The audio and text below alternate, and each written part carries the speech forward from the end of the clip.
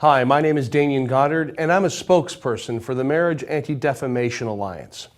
When does an ordinary, run-of-the-mill high school economics class go horribly wrong?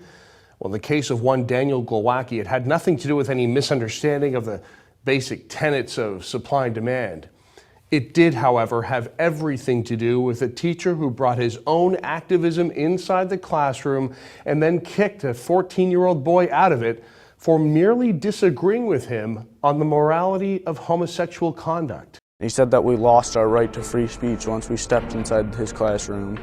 I've never really been yelled at by a teacher like that before, so when he started yelling at me, I was just kind of in shock.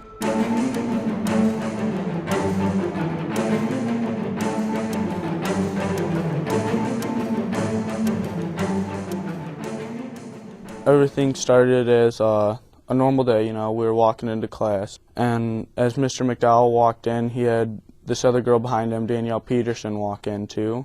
And as she was walking in, he noticed that she was wearing her Confederate flag belt buckle. And he's made her take it off before, but it was never a big deal. And today he made her take it off and leave it outside in the hallway. He started explaining that he's wearing a purple shirt that said Tyler's Army on it. As he was doing that, I raised my hand and I asked him what the difference was between him wearing a purple shirt and explaining that to us, but Danielle couldn't wear her rebel flag belt buckle. He asked me if I was really against the homosexual lifestyle, and I told him that the homosexual lifestyle was against my Catholic religion. He was saying that if I didn't support the homosexual lifestyle, that I could leave his classroom because that's what he believed in, and that's the way his classroom was ran. And he said that we lost our right to free speech once we stepped inside his classroom. So I just quietly grabbed my backpack and got up and left.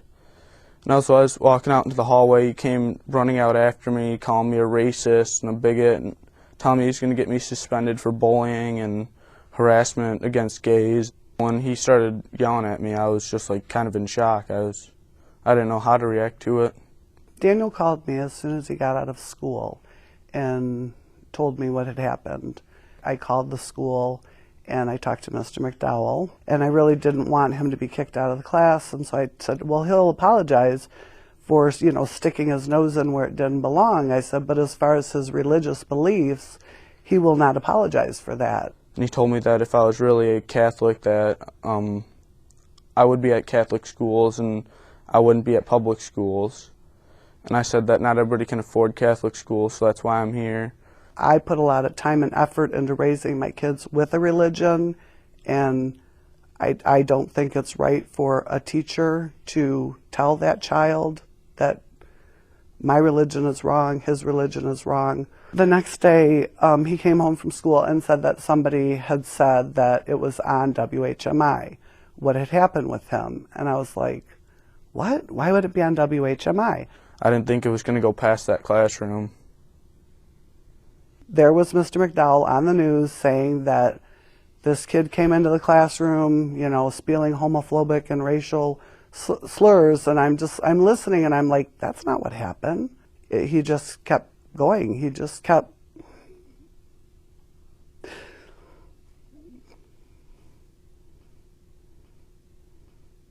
lies, just telling lies about what had happened, and turned it all into Daniel was this, terrible kid that just busted into the classroom. He just wouldn't let it go. He just kept, going on television shows. He posted stuff on his Facebook page. He emailed every teacher in the teachers union in Howell trying to get support. And then next thing you know, they're having all kinds of assemblies at the school for Support J. McDowell. Some, 14-year-old boy from Ann Arbor went on the Ellen show and totally misrepresented the whole story, and then was given a $10,000 scholarship. I heard some people flew in from California to be at this meeting, and people at the board meetings, calling me a bigoted parent raising bigoted children. You can teach my child about alternative lifestyles. You can teach my child about contraceptives. You can teach my child about abortion, but my child can't say that something is against his religious beliefs in the school. You know, I just don't think it's right. It's an economics class. You know, let's teach what we're supposed to be teaching. When I heard that they caved and gave him back his pay and basically took the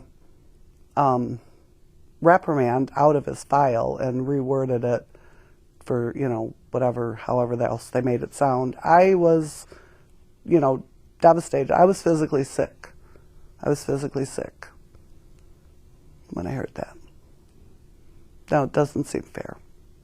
If you Google my name, you wouldn't believe the places and the things that come up with my name or Daniel's name, you know?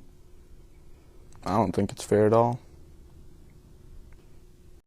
While Daniel and his mother continue to fight for justice, you can help by sending them a message of support.